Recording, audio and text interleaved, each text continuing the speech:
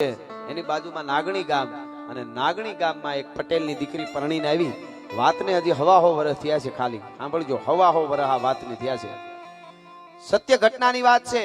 એ વખતે થોડા નાની ઉંમરમાં લગ્ન થઈ જતા. 17 વર્ષની દીકરી પરણીને આવી, પટેલની દીકરી. ગામમાં એને 15 દી થયેલા. જોગીદાસ ખુમાણ જે બારવટીઓ છે એવા રામવાળા બારવટિયા, કાદુ મકરાણી બારવટીઓ, મૂળું માણેક, આવા અનેક બારવટિયા પવિત્ર જીવન જીવી ગયા છે. રામવાળાનો આજે જ હું વિડીયો જોતો તો મને આમ જળજળી આવી ગયા. કયો વિડીયો? હવે હાસો હોય ખોટો મને ખબર નહીં, પણ એનું મકાન બતાવતા હતા વિડીયામાં. હવે કોણે ઉતાર્યું હોય કે મેં તો સોશિયલ મીડિયામાં જોયું કે આ રામવાળાનું રામબાપુનું જૂનું મકાન છે. મને આમ રોમાંચ થયો અને જળજળિયા એટલે આવ્યા કે આ હા હા, અહીંયા પગલા માંડતો હોય છે એ મહાપુરુષ એક વખત આજે ખંડેર પડીને દુધિયાના વેલા પડ્યા છે. સમય કેવો કરવત બદલે છે ધીરો ધીરો. એટલે આપણને વિચાર થાય. તો ખાસ એક હરખ વ્યક્ત કરતો મામા, એમનું મંદિર બને છે, ત્યાં પ્રતિમા મુકાય છે વાવડીમાં.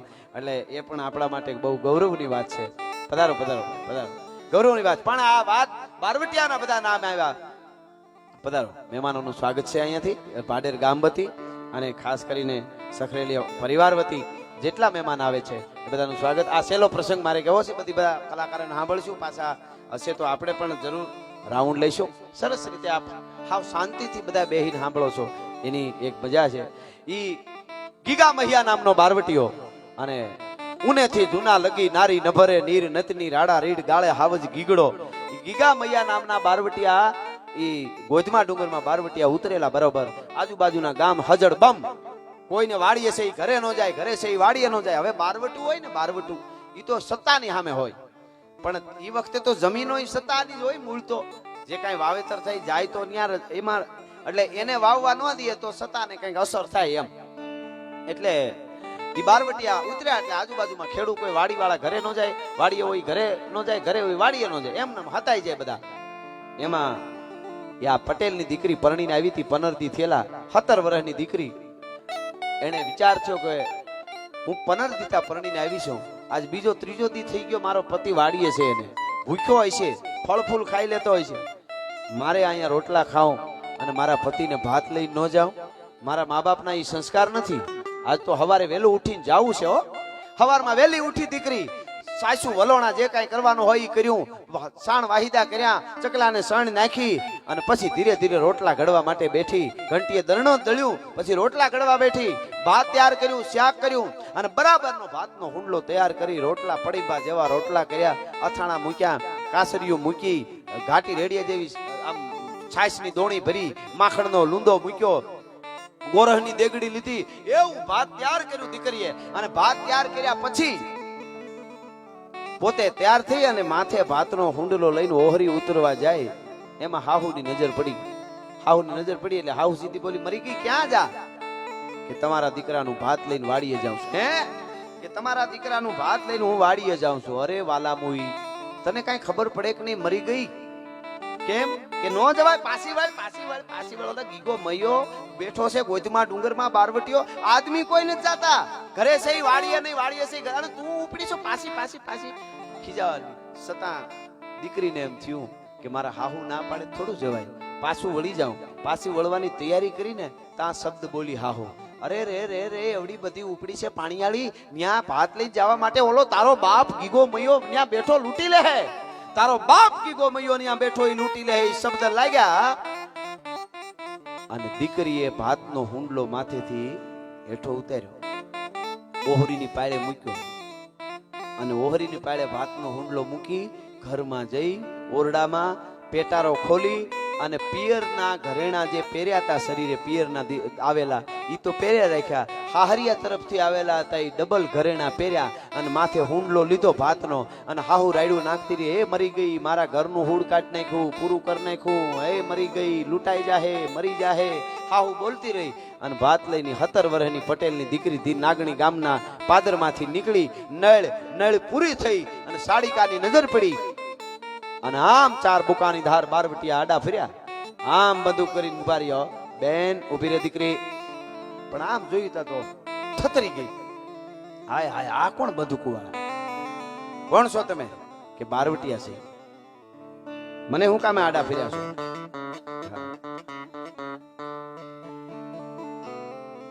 ડેપ્યુટી સુરિયમેન્ટ કે સિમેન્ટ છે?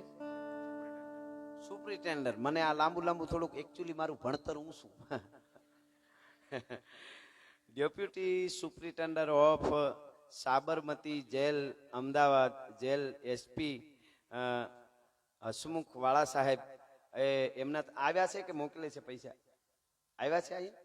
હા, આવ્યા પણ છે ને. એમના તરફથી 21,000 રૂપિયા આવે છે. જોરદાર તાળીઓથી આપણે એમને વધાવી. સરસ સરસ, તાળીઓથી વધાવો. આપણાથી દેવાય એટલું દઈ, નો દેવાય દેતા હોય ને તો થોડોક દાદ આપો તો બીજી વાર દેવાનું મન થાય. ખૂબ ખૂબ સાહેબને અભિનંદન. હા, હવે સાંભળજો આ વાત.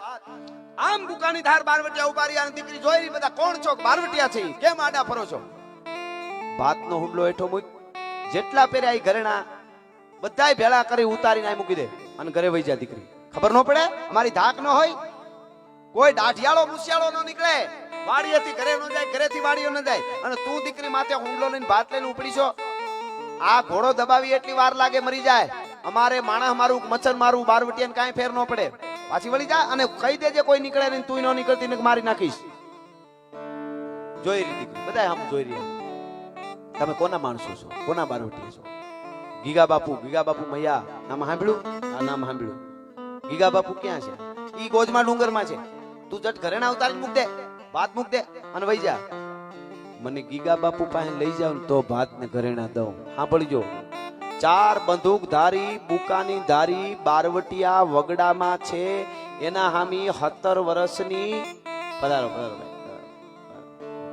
17 વર્ષની બિરાદર એક પટેલની દીકરી એમ કે છે.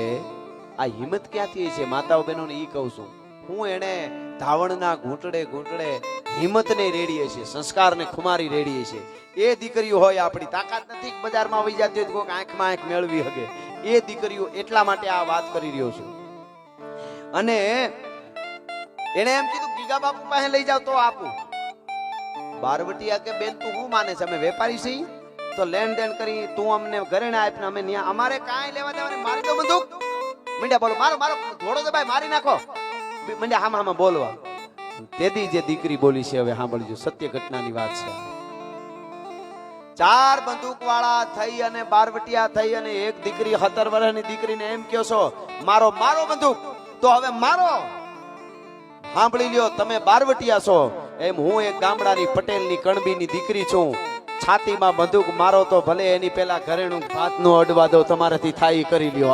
હા, આ દીકરી બોલી છે, થાય કરી લ્યો, નહીં આપું. બારવટિયા હલી ગયા કે આને ડરાવવી કેમ? હવે એમ મારી નો નાખે કાંઈ એની દીકરી નહીં, એમ તો ડરાવતા હતા. હવે ડરાવવી કેમ? આમાં આંખેથી વાત કરી લીધી. હર્ષ વિષાદ આલસ અમલ ક્રોધ હેત અહેત મન મહિપ કે આચરણ દ્રગ દીવાન કહી દે. આ લોક સાહિત્યનો દુઓ છે. આટલી વસ્તુ છે ને કેવી ન પડે. તમને જોતા આવડે ને તો આંખ કહી દે. એક કેવો હરખ. તમે આનંદમાં આવો ને એટલે ખબર જ પડી જાય મોજમાં છો. એમ આનંદમાં હો ને એટલે ખબર જ પડી જાય મોજમાં છો. પછી ભલે ને તમે દેખાડો ન દેખાડો, કઈક મોજ છે આને અંદર, મજા આવે છે ખબર. એ આંખ કહી દે. હર્ષ વિષાદ, કોઈ માણસને ટેન્શન હોય ને એટલે ગમે એટલો મોજ મારે તો ખબર પડે કે આ છે ટેન્શનમાં. હર્ષ વિષાદ આલસ, આળસ થતું હોય ને કોઈ છોકરાને કોઈ સીધે ઓલું લઈ આવે, એ હરખથી જાય કે આળામાં એ ખબર પડી જાય, વળ ખાતો જતો હોય. હા, પણ આંખ તો કઈ જ દી. હર્ષ વિષાદ આલસ અમલ, પીધેલો એ ખબર જ પડી જાય. ભલે માવો ખાઈ લે, પાન ખાઈ લે, પણ એ આંખમાં જોવો તો આંખ કહી દે. હડાના હટ કરતી આંખ કહી દે. હર્ષ વિષાદ આલસ અમલ ક્રોધ, કોઈ માણસ ક્રોધમાં હોય, મહેમાન હોય, ઘડીક વાર સાનો મનો બેઠો હોય ને કે મહેમાન જાય એટલે વાત નહીં, ભલે ગમે એટલો ઓલો હમો રહીએ ને તોય ખબર પડી જાય કે આપણે ગયા પછી કંઈક ખાવાનું છે. હર્ષ વિષાદ આલસ અમલ ક્રોધ હેત પ્રેમ, કોઈ હોય ને કોઈને હામો એ ગમે એટલા બેઠા ખબર જ પડી જાય કે આમાં છે ખરો. હા, જુવાનડા ખબર જ પડી જાય, આનંદમાં હોય. હા, હર્ષ વિષાદ આલસ અમલ ક્રોધ હેત અહેત જેના ઉપર કોકને ઈર્ષા હોય, ગમે એટલો મળે, બથ ભરીને મળે તો ખબર પડે કાંઈ સારું નથી. હેત અહેત મન મહિપ કે આચરણ દ્રગ દીવાન કહી દે. મન રૂપી રાજાનું શું આચરણ છે? દ્રગ એટલે આંખ, આંખ રૂપી દીવાન કહી દે. એમ બારવટીએ આંખથી વાત કરી લીધી અને કે આને મરાય નહીં, આ દીકરી કઈ માનશે નહીં. હાલો ને ગીગા બાપુ પાસે લઈ જાય, આપણે કહી દે હું દીકરી ધરાર આવી, અમે નથી લઈ આવ્યા. ગીગા બાપુ પાસે જવું છે ને બેટા, એમ ને મરવું છે ને. અહીંયા કોકને નળમાં જડત, તારા દેહને લઈને કોક અગ્નિદા દે. હવે ન્યા ગીગા બાપુ બંદૂક મારશે અને તું પાણામાં હળી મરી જાય. જે થાય ભલે જે થાય, હાલો લઈ જાઓ મને. મિત્રો, અહીંયા બેઠેલા ને ભાડેરના ટીમે મારે એટલું કહેવું છે, 17 વર્ષની પરી જેવી રૂપના આભરણ જેવી દીકરી ગોધમાં ડુંગરના વનરામાં આજે માં ગાત્રાળ બેઠી ત્યાં જાવ તો ઝાડવા જોજો, ઘાટું તળું છે. તેથી કેવું હોય છે, એવા અઘોર જંગલમાં 17 વર્ષની દીકરી, 4 બારવટિયા જુવાન જોત એની વચ્ચે એકલી હાલી જતી હતી. તેથી એની ઇજ્જત સલામત હતી. આજે સોસાયટીમાં સલામત નથી ને એટલે આવી વાર્તાઓ માંડવી પડે છે. ભલા માણસ, ખુમારી કેવી હશે, માણસ કેટલું ઊંચું જીવતો હોય છે, એમ આપણે નીચા કેટલા આવી ગયા એ વાત કરું છું. ત્યાં સલામત હતી, નકર એના ઉપર કોઈ સીઆઈડી સીબીઆઈ ક્રાઇમ ફાંસી કેસ કાંઈ થાય જ નહીં. એ તો બારવટિયા હતા, નવાબે થરથરતો એનાથી. પણ દીકરી વચ્ચે આવી જાય છે અને બારવટિયાને આમ નજર પડી ગઈ ગા મહિયાની, મર્દ બારવટીયો આમ નજર પડીને બંદૂક તાક્યો. ખબરદાર, 4 ઉભારીઓ બંદૂકે દઈ દઉં. અરે બાપુ, અમે નથી લઈ આવ્યા. કે દીકરીને અહીં લઈ આવાય કેમ? અમે નથી લઈ આવ્યા, એ ધરાર આવી છે. બેટા, તું ધરાર આવી કે તને આ લઈ આવ્યા માણસો મારા? ના બાપુ, હું ધરાર આવી. તમે કોણ? હું બેટા ગીગો મૈયો. તમે જ ગીગા બાપુ? કે હા. બસ તમને જોવાતા એટલે આવી. અમે જોયા જેવા ન હોય. ઘરેણા ઉતાર દે, બધાય મૂકી દે અહીંયા, ભાતનો હુંડલો મૂક, ઘરે વઈ જા. આજ નથી કઈ કીધો, બીજી વાર નીકળી એટલે બંદૂકે દઈશ. હું મારી નાખું એવો છું. હું બાપુ નથી. ગીગા બાપુ કેમાં મને? અમે કાળ કેવાય. વઈ જા, કરે જા. અને હવે એ પટેલની દીકરી બોલે, ક્યાંથી વિવેક? હિંમત તો છે જ, હાલો. સાથે વિવેક કેમ બોલાય, એની સ્થિરતા, ગંભીરતા. આવી દીકરી હોય ત્યાં વલ્લભભાઈ પટેલ જન્મે. એટલા માટે કહું છું. એને શું કીધું ખબર? બાપુ, ઘરેણાય આપી દો અને ભાતનો હુંડલો મૂકી દો. હવે ઘરે જવાય એવું નથી. હવે ઘરે જવાય એવું નથી. કેમ ઘરે જવાય એવું નથી?